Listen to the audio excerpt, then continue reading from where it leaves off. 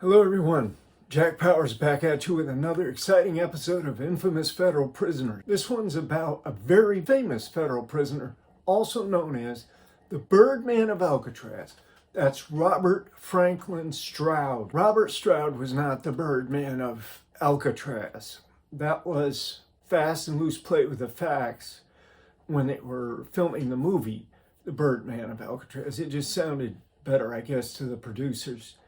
It was a movie by starring Burt Lancaster. Robert Stroud was the Birdman of Leavenworth, and I'll talk a little bit about that.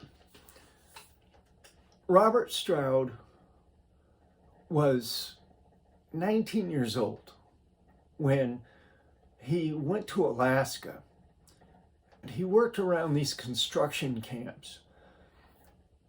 At one time, he sold peanuts at a stand, I guess roasted peanuts maybe. He did odd jobs around here and there. He worked on a battleship, Nebraska, much earlier. I mean, he started his work life when he was about 12, 13 years old. So he tired of doing the labor stuff very early on. And he had met this woman, I guess, a woman who he convinced, or maybe she convinced him, but whatever the arrangement, she was ready to do some prostituting and he was ready to be the pimp.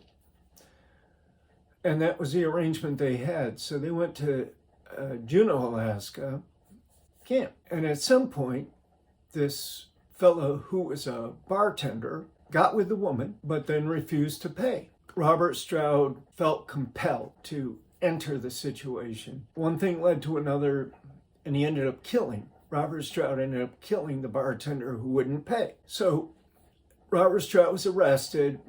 He agreed to plead guilty to manslaughter in exchange for a 12-year sentence. The woman was released. What happened then was that Robert Stroud went off into the federal prison system. In 1909, Robert Stroud got into it with a CO, and he ended up killing the federal correctional officer. Ended up killing him, stabbing him to death. So Tommy Silverstein wasn't the first to be sentenced to life in solitary confinement. Robert Stroud was.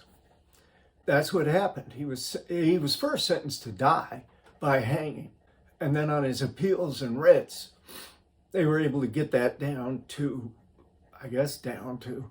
but they were able to get it changed to life imprisonment in solitary confinement.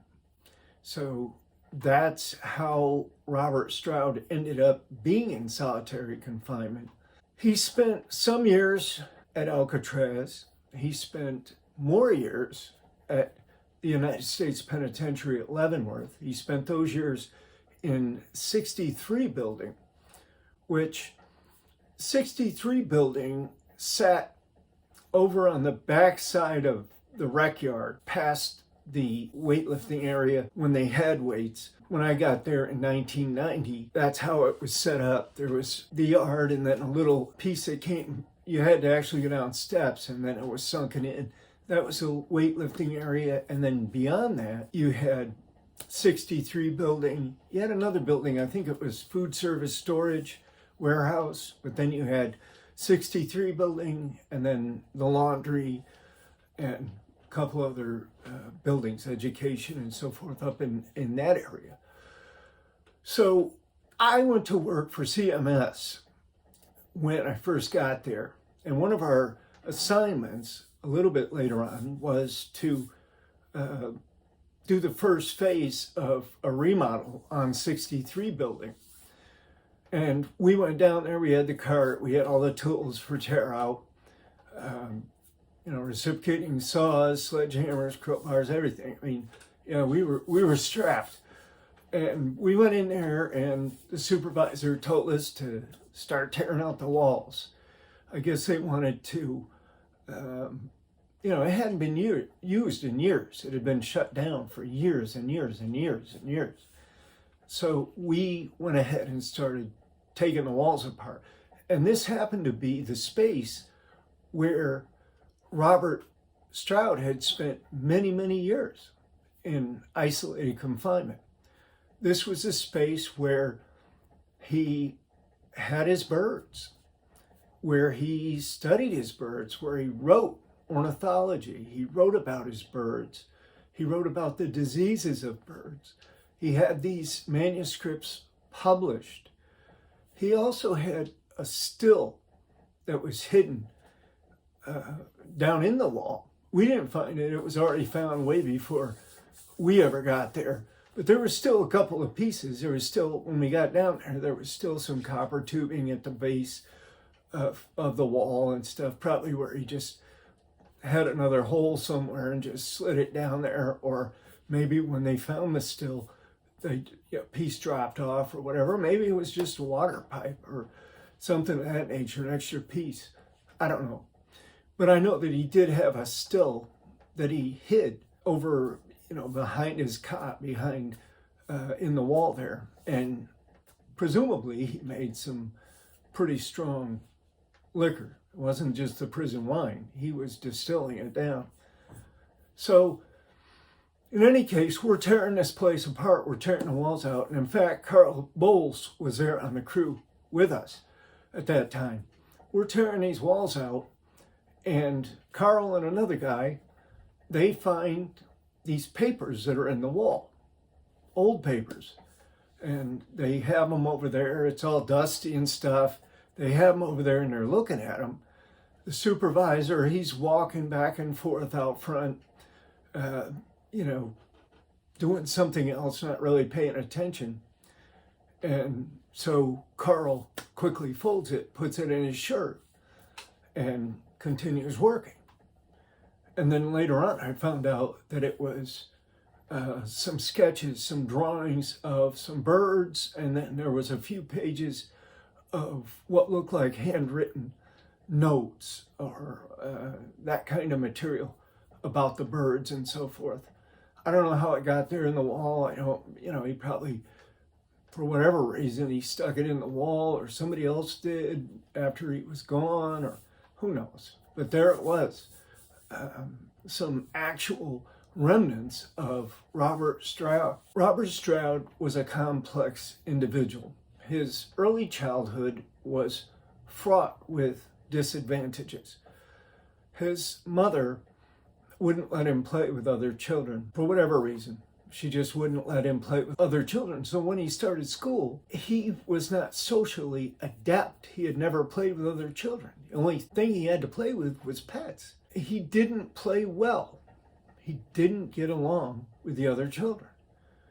So he ended up in trouble at school. He ended up getting into, at first he was bullied a lot. He was always sporting a black eye or a puffed up lip. The kids would, because he wouldn't fight back. According to Stroud, his mother told him, instructed him never to fight back. But then his father came on the scene and said, you have to fight back.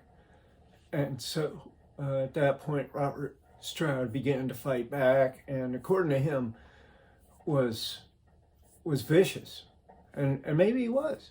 Maybe he was. He ended up standing 6'3". And though he is depicted as a small person, most of the depiction or idea that I had about him was that he was maybe 5'7", 5'8", kind of hunched over, elderly, a little bit old or whatever. But that wasn't Robert Stroud. Robert Stroud was a product of his environment, and it was a rough environment.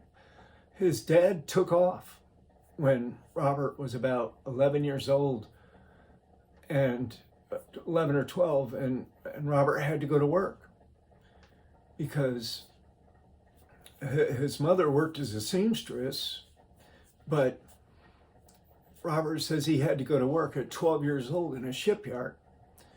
They were building the warship, the Nebraska, and he was, I guess, something to do with heating the rivets or something, or delivering them to the guys that were putting it together. But in any case, he bounced around he didn't do too well in school. He eventually just rebelled against all of that and left. So already we see a couple of factors that have played into this trajectory of his life. We see that he came from an impoverished home, even though he claims that his parents both came from very wealthy backgrounds, which isn't likely at all, given the subsequent facts and events. He came from an impoverished background, a broken family, a dysfunctional family. There were signs very early on at school that he was having social problems and problems about being violent, being involved in violence with the other kids. So those were all telling factors in his formative years. And I believe that that's when most of the ultimate trajectory is formed, because it's during those very critical years of formation that these criminalistic, what we call criminalistic tendencies, are planted, or where they begin to grow, where they begin to take first place as far as, the mental characteristics. So he bounced around from job to job as a teenager. He went to Alaska. He worked around the construction and oil fields. He did all kinds of odd jobs. At one point, he had a popcorn and peanut stand. At another point, he was just a cleanup guy for, some construction crew. He was always just on the fringes and could never quite get enough money together to move into a different kind of a lifestyle.